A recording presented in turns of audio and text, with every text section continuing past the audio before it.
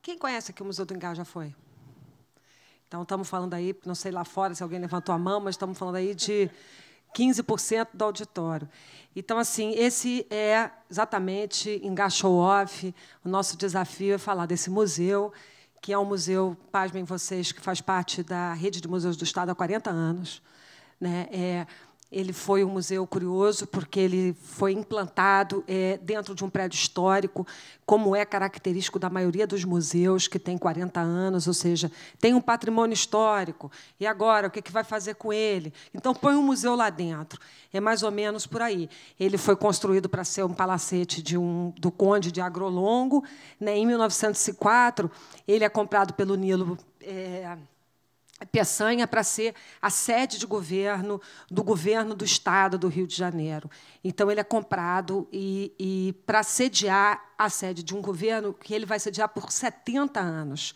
70 anos, ali vão ser decididas questões importantíssimas do nosso Estado.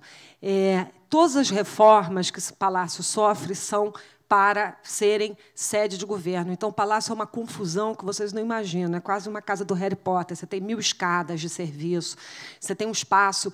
Cada pessoa que entrava ali ia construindo uma arquitetura. Então, a gente se encontrou diante dessa arquitetura. Em 77, volta lá, é criado o museu, mas o museu abre com uma coleção de arte popular. É criado o Museu Histórico do Estado do Rio de Janeiro, no entanto, ele abre com uma exposição de arte popular. E ele é criado justamente porque é o seguinte, você tem a fusão do Estado da Guanabara com o Estado do Rio de Janeiro, então o palácio é esvaziado, literalmente, né, muitas coisas são tiradas do palácio, vem para o Guanabara. Então, o que você faz? Patrimônio histórico, ali tem uma coisinha e tal, vamos criar o museu. Então, é criado o Museu Histórico. Depois, você junta o Museu Histórico com o Museu de Artes e Tradições Populares e cria o Museu de História e Arte do Rio de Janeiro. E esse museu está ali, foi criado, e, durante os anos de funcionamento dele, ele foi flutuando entre um centro cultural, um espaço cultural, mas, de fato, ele nunca conseguiu superar, trabalhar nessa questão de falar sobre história e cultura do Estado do Rio de Janeiro. Então, em 2014, 110 anos, na verdade, 2012, eu convido a 32 Bits para serem parceiros nossos, para a gente enfrentar o desafio de tirar o Ingá desse lugar, que era um não-lugar. Quando eu assumi a superintendência de museus, em 2012, assim, não, a gente está pensando em ceder o Ingá, esse lugar onde 70 anos foi feita a história do Estado do Rio de Janeiro, para ser sede da prefeitura. Porque eu acho que ali... Então, assim, a gente tinha um desafio. A gente tinha um desafio de fazer o seguinte, o que é esse museu? E nossa apresentação hoje, a minha e do Daniel, que é o nosso parceiro da 32 Bits, que construiu essa identidade com a gente, é falar do desafio de você construir uma identidade para uma criança que tem 40 anos, que nada mais, nada menos, fala da gente. Que museu é esse? Bom, as coleções que a gente tem lá, você está indo lá, volta lá. A gente tem 5 coleções, né? Palácio do Ingá, que é uma coleção basicamente de mobiliários e pinturas dos governadores, assim, a coleção dos governadores que trabalharam lá, não estão no museu, isso é um desafio nosso. A gente tem a coleção do Lucílio de Albuquerque, que é um pintor importante, um cara que retratou muito a paisagem do Rio de Janeiro, ele e a mulher, mas também foi doada ao museu sem nenhum critério de uma coleção. Depois, a gente recebeu, para cuidar da coleção Banerjee, que é uma coleção curada pelo Frederico de Moraes, na Galeria Banerjee. A coleção entrou no museu, mas também não foi dada continuidade à coleção. A gente tem a coleção do Arte Popular, e a gente tem uma coleção que a gente está agora construindo ela, depois de 4 anos de documentação, do Haroldo Barroso, que foi um dos principais escultores de arte pública, professores e escultores, e que ainda merece ganhar um lugar para ser discutido. Enfim, são coleções que, se você perceber, elas não foram construídas dentro de um conceito de um museu de história e arte, nem tampouco guardavam entre si um trabalho de reflexão.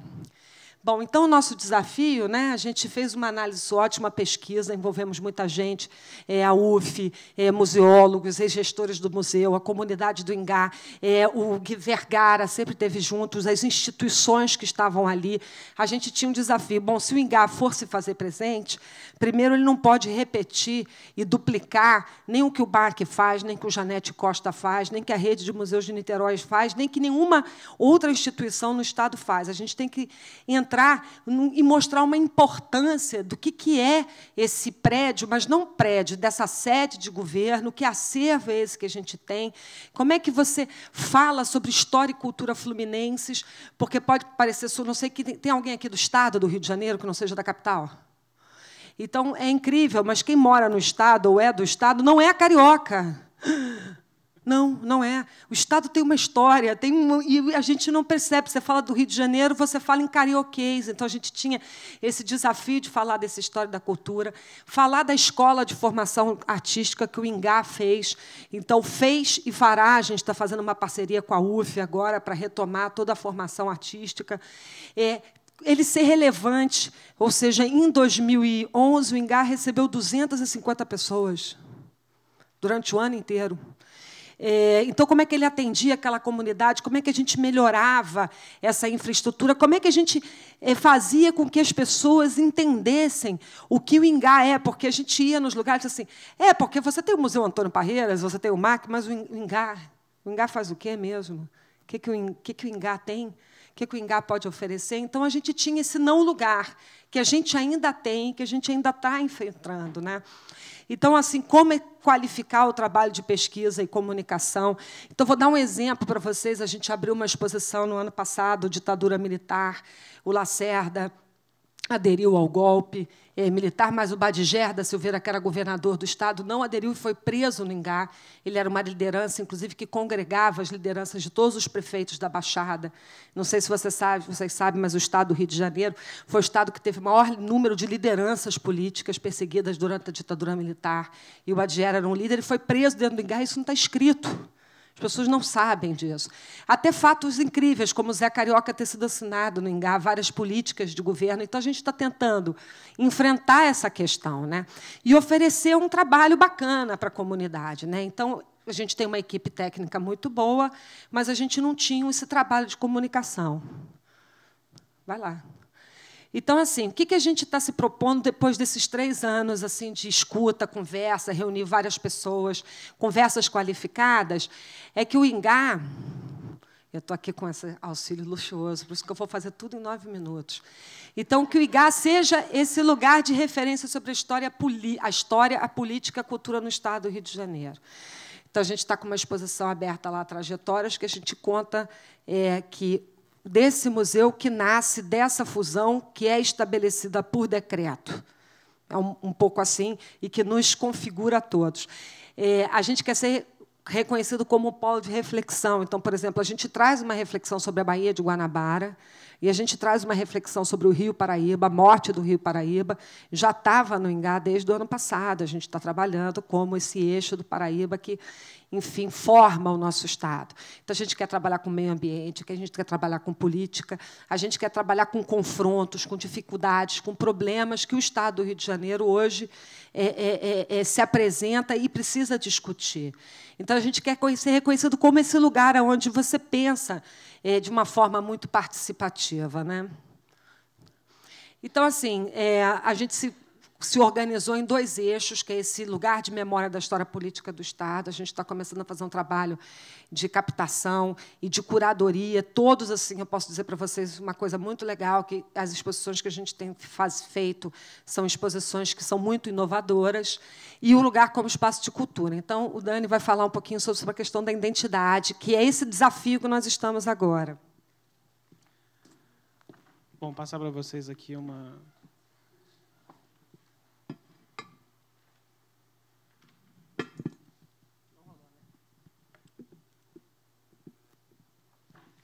Tem som?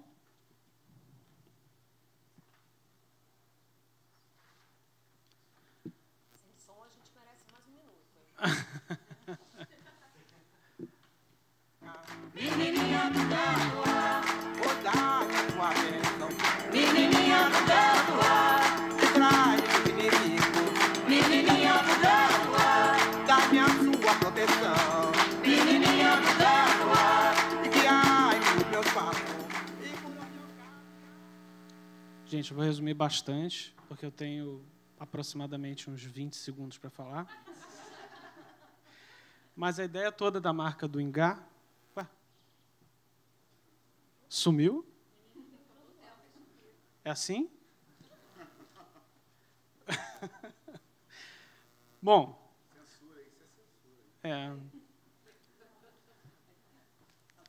Assim não dá, hein? Assim não dá. Aê! É isso. Vou resumir para vocês, nos 1 minuto que eu ganhei, né? Mais ou menos. A ideia da marca do Ingá e todo o processo de criação de identidade visual que a gente trabalhou era para ressignificar e trazer todos esses valores que a Mariana ficou, enfim, desenvolveu brilhantemente. E a ideia da forma da marca, e isso é uma coisa bacana, ela traz essa coisa do movimento e uma coisa que é característica da cultura carioca e da cultura fluminense como um todo, que é a cultura do movimento. Então, mesmo você tendo uma coisa que dá para ver aqui, deixa eu passar aqui, são algumas das peças que a gente fez aqui. Algumas das peças que a gente desenvolveu nesse processo. Deixa eu dar play aqui.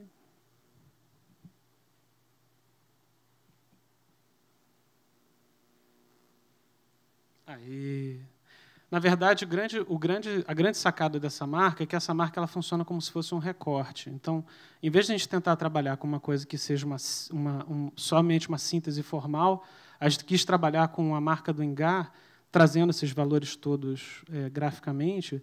Isso também se reflete nas peças, que é essa promessa de que o Ingá ele é um recorte. Ele não só é... Ajuda aí? Não, é porque o negócio não dá play quando você dá play. A marca do Ingá, na verdade, ela é uma síntese e que ela tem essa questão da marca recortada. Então, na verdade, você traz para dentro da marca do museu. O museu é como se fosse, a marca do museu é como se fosse uma janela para você enquadrar essas diferentes manifestações culturais. Então, o desenho desde sempre traz esse conceito inclusivo. Ou seja, o Ingá ele não é só um espaço, ele é um espaço que agrega pessoas e agrega ideias, não só visualmente, mas também através do movimento dele, né? E também a coisa de você poder trazer diferentes formas ali dentro. Então, o que é legal nisso? A gente trabalha com esse conceito de singularidades que criam pluralidades. Porque toda a ideia da marca é você trabalhar com o que o Ingá é e com o que é o Ingá. E esse jogo, que é o que a gente apareceu aqui nas peças, que eu não sei se elas vão dar play de novo aqui, elas trabalham sempre com esse conceito. Então, o acervo é alguma coisa, o Ingá é o que ele está mostrando, e também ele cria esse relacionamento com as pessoas, desde a concepção textual da coisa até a concepção formal. Então, sempre a poesia Ingá, o Ingá é a poesia, né? O gritinho do carnaval é Ingá. Então, todas as coisas de manifestações culturais vão sendo agregadas ali. Ingá é a alegria, né, Luísa, que a gente fez, né, Tiago? A gente também trouxe um pouquinho desse visual do que a Mari falou, do Trajetórias.